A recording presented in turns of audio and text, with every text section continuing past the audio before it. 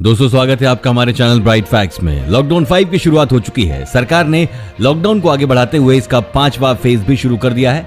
आपको बता दें दोस्तों कि लॉकडाउन 5 कुछ अलग है। इसमें लॉकडाउन के साथ साथ अनलॉक के भी कुछ फेज आए हैं। जी हाँ, लॉकडाउन 5 में सरकार ने एक नया कदम उठाया है, जिसमें सरकार धीरे धीरे लॉकडाउन हुए एरिया को खोलने के प्रयास में लगी है, जिसके पहले फेज की शुरुआत 8 जून से होगी। इस फेज को अनलॉक फेज 1 कहा गया है और ऐसे ही फेज 2 और फेज 3 भी आगे आएंगे, जिसके अंदर सरकार और भी चीजों को अनलॉक करेगी। बहरहाल इन फेजेस में क्या क्या खुलेगा इसकी घोषणा अभी तक मोदी सरकार ने नहीं की है। इसी के साथ एक बार चीनी बीमारी के आंकड़ों को देख लेते हैं। देश में बीते एक महीने में 1.5 लाख मरीज बढ़े, 4,253 की मौत हुई और 83,000 ठीक हुए हैं। अब तक 1,90,609 केसेस ठीक हो चुके हैं और जैसे जैसे आपको ये मैं बता रहा हूं, ये आंकड़े और भी बढ़ रहे होंगे। ये आंकड़े कहां आकर थमेंगे ये कोई नहीं जानता। खैर दोस्तों, आज की बड़ी खबरों में आप देखने वाले हैं, शुरू हो गया लॉकडाउन 5। जाने आप कहां कहां जा पाएंगे और क्या क्या कर पाएंगे। और स्टेशन में घुसने से पहले रेलवे के एंट्री एग्जिट प्लान को जान लें। ट्रेन में सफर करने से पहले यह बहुत जरूरी है। साथ ही देखेंगे आज से बदल चुकी हैं रोजमर्रा की ये चीजें, आपकी जेब पर होने वाला है बहुत बड़ा असर। आगे देखेंगे अजीब रूल, बाहर से आने वालों को अपने घर के बाहर चिपकाना होगा पोस्टर। जानिए इससे जुड़ी सभी बातें। लेकिन उससे पहले इस वीडियो को बनाने में मुझे बहुत मेहनत लगती है और इस मेहनत के लिए आप इस वीडियो को एक छोटा सा लाइक जरूर कर दें।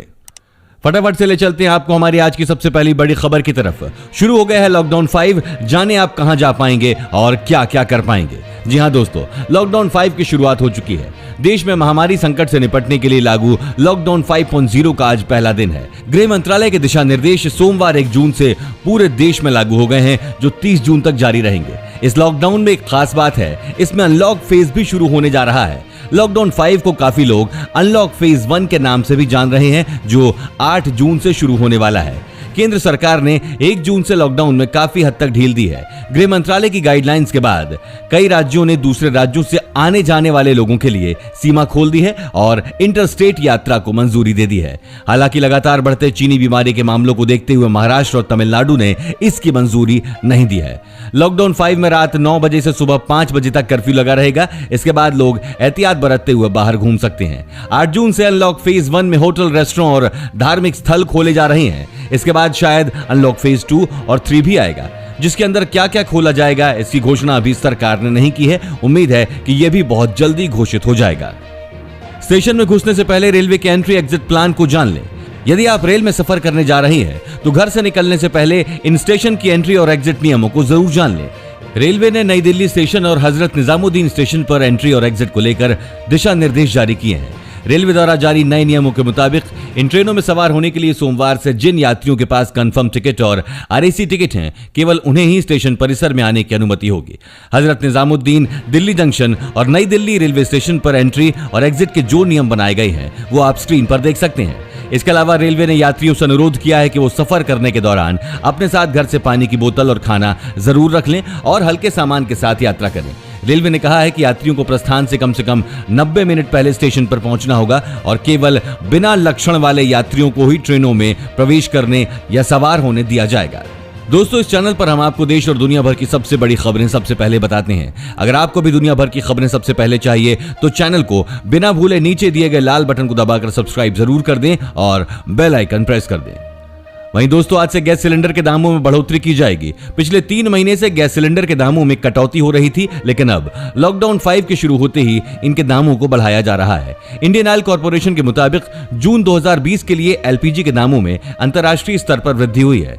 अंतर्राष्ट्रीय बाजार में कीमतें बढ़ने के कारण दिल्ली में एलपीजी की रिटेल सेलिंग प्राइस प्रति सिलेंडर 11 रुपए 50 पैसे बढ़ाई जाएगी। इस वृद्धि के बाद दिल्ली में रसोई गैस के दाम प्रति सिलेंडर 593 रुपए हो जाएंगे।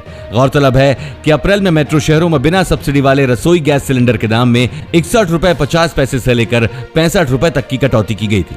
बिना सब्सिडी वाली एलपीजी सिलेंडर के दाम में लगातार दूसरे महीने कमी की गई थी। इससे पहले मार्च में सिलेंडर के दाम में कमी की गई थी।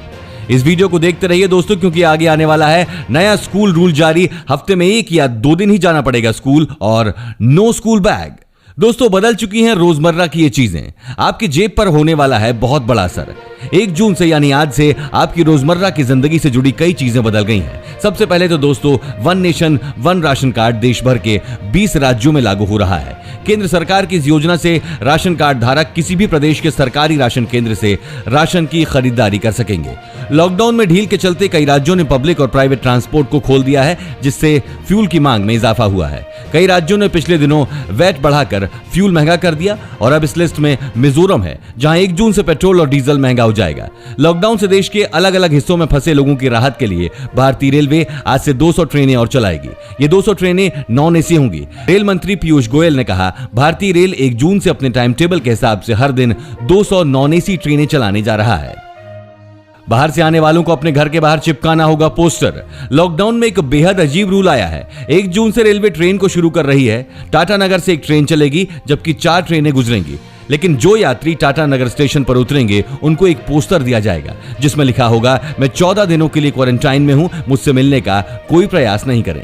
टाटा नगर स्टेशन पहुंचे यात्री को अपने घर के बाहर इस पोस्टर को चिपकाना होगा, ताकि लोग उनसे शारीरिक दूरी बनाकर रह सकें। टाटा नगर में उतरने के बाद यदि यात्री को खांसी, जुकाम या आंखें लाल हैं या चीनी बीमारी के कोई भी लक्षण दिखाई देते हैं तो उसे तुरंत सरकारी क्वारंटाइन में भेज दिया जाएगा। टाटा नगर स्टेशन आने वाले यात्रियों को स्वघोषणा पत्र भी भरना होगा। इस पत्र में खुद को 14 दिनों तक होम क्वारंटाइन में रहने की सहमति देनी होगी। यदि इसका उल्लंघन करेंगे तो उनके खिलाफ आपदा प्रबंधन अधिनियम के तहत कड़ी कार्रवाई की जाएगी। नया स्कूल रूल जारी, हफ्ते में 1 या 2 दिन ही जाना पड़ेगा स्कूल और नो स्कूल बैग। दोस्तों, लॉकडाउन के बाद स्कूलों को खोलने की तैयारी पूरी हो चुकी है और ऐसे में स्कूल के लिए कुछ नए नियम बनाए गए हैं। इसमें स्कूल में पढ़ाई के दिनों को घटाकर 100 दिन और घंटों को कम करके 600 घंटे किए गए हैं। इसी के साथ अब घर पर पढ़ाई का शेड्यूल होगा, यानी घर में बच्चे पढ़ाई को 100 दिन और 600 घंटे देंगे। बाकी के बच्चे 120 घंटे या 20 दिनों को स्कूल या घर में डॉक्टरों और काउंसलरों के लिए अलग रखा जाएगा, ताकि बच्चों के स्वास्थ्य की देखरेख सुनिश्चित की जा सके। मीडिया रिपोर्ट्स के मुताबिक एचआरडी मंत्रालय जल्दी ही दिशा निर्देशों को जारी कर सकता है। जिन बच्चों के पास ऑनलाइन लिखने पढ़ने की सुविधा नहीं है, उन्हें स्कूलों से मदद मुहैया कराने के लिए कहा जा सकता है। इसी के साथ दोस्तों, आप आगे की बड़ी खबरों में देखने वाले हैं, बिना मास्क घूमने पर 500 और दोपहिया वाहनों पर 2 लोग चले तो लगेगा 1000 रुपए का जुर्माना और चीनी बीमारी से बुरा हाल। बीते 24 घंटों के भीतर 7964 नए केस और 265 मरीजों की मौत। आगे के आंकड़े देखकर आप हैरान रह जाएंगे। साथ ही देखेंगे नौकरी पेशा लोगों के लिए अच्छी खबर, लेबर मिनिस्ट्री का नया ट्विटर हैंडल जारी।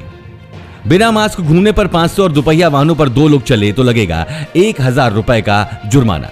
यूपी में महामारी से बचाने के लिए कुछ नए नियम बना दिए गए हैं, जिसमें मुख्य रूप से मास्क और फेस कवर को सभी लोगों के लिए अनिवार्य कर दिया गया है। बिना मास्क लगाए सार्वजनिक स्थल पर घूमना दंडनीय अपराध घोषित कर दिया गया है और इन नियमों का पालन न करने वाले पर पहली तथा दूसरी बार 100, जबकि तीसरी बार या आगे हर बार 500 रुपए का जुर्माना लगाया जाएगा। वहीं अब दोपहिया वाहन पर 1 व्यक्ति ही चल सकता है, ऐसा नियम बना दिया गया है। 1 से अधिक व्यक्ति होने पर पहली बार 250, दूसरी बार 500 तथा तीसरी बार और आगे हर बार 1000 रुपए जुर्माना लगेगा।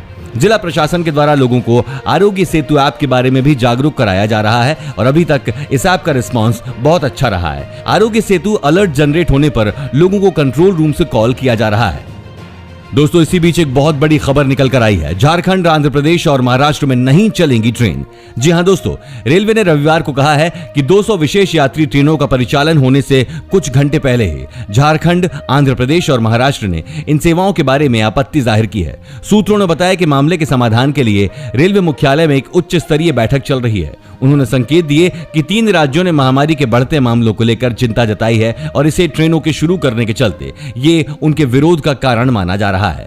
रेलवे के एक प्रवक्ता ने कहा, झारखंड, आंध्र प्रदेश और महाराष्ट्र ने योजना के अनुसार इन ट्रेनों को चलाने को लेकर आपत्ति जाहिर की है। राज्यों के साथ मामले पर विचार विमर्श किया जा रहा है।